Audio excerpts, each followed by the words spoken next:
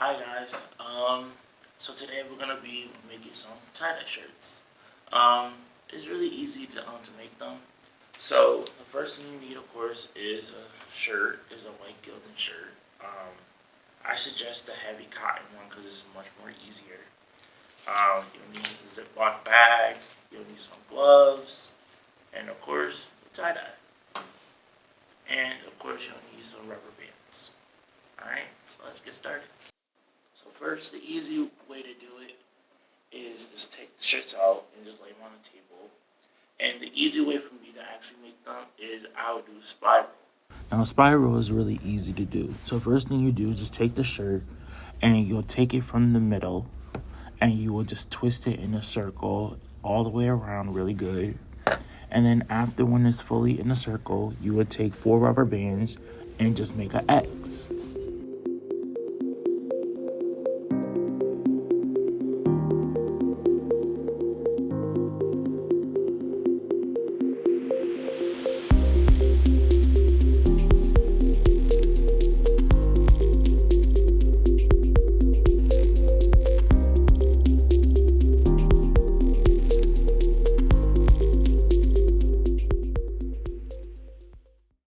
Alright, so now after we have the shirt with the rubber bands on it, you'll also need gloves, and then we can get started.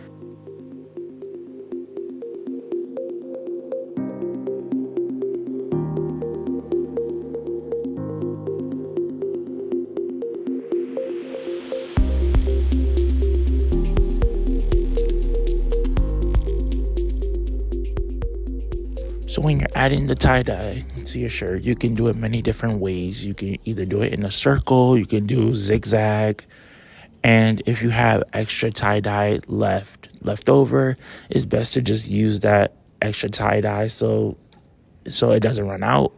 And you can add as much tie-dye as you want. And at sometimes there can be some white spots, and you can either fill the white spots or you can just leave it as it is.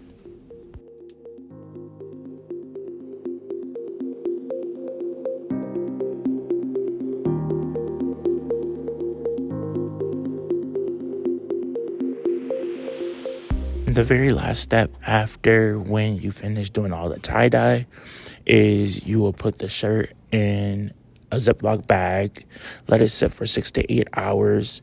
Then once it sits for 6 to 8 hours, you'll put it in like a bucket of cold water and you will squeeze it out really good to get all the extra tie-dye off.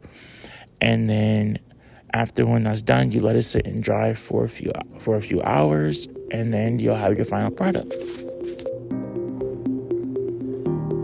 This is the final product from when I made my tie-dye shirt. It came out really well, and I hope you guys like it as well.